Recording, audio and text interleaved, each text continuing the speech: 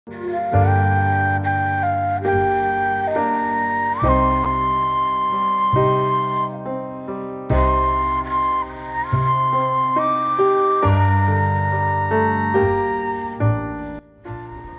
ನಮಸ್ಕಾರ. 2 ದಿನಗಳಿಂದ ಊಟ ಮಾಡದ ಅಜ್ಜನನ್ನು ನಾವಿವತ್ತು ಭೇಟಿ ಮಾಡಿದ್ವಿ. ತಾತ ಕಷ್ಟಗಳ ನಡುವೆಯೂ ಅವರ ಉತ್ತಮ ನಾಳೆಯ ಭರವಸೆಯಲ್ಲಿದ್ದಾರೆ. ಅವರ ಜೀವನದಲ್ಲಿ ಮತ್ತು ಅವರಂತಹ ಅನೇಕರ ಜೀವನದಲ್ಲಿ ಬದಲಾವಣೆಯನ್ನು ತರಲು ನಾವು ಒಂದಾಗೋಣ.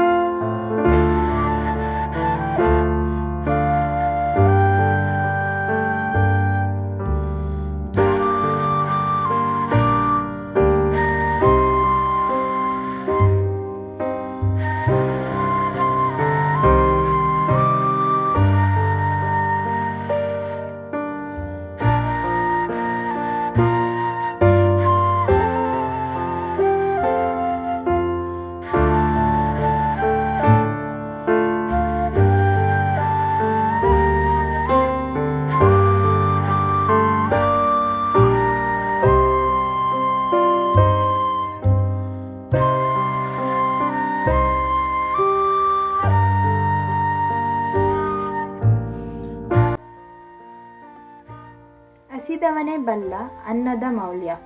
ಆಹಾರವನ್ನು ವೇಸ್ಟ್ ಮಾಡಬೇಡಿ.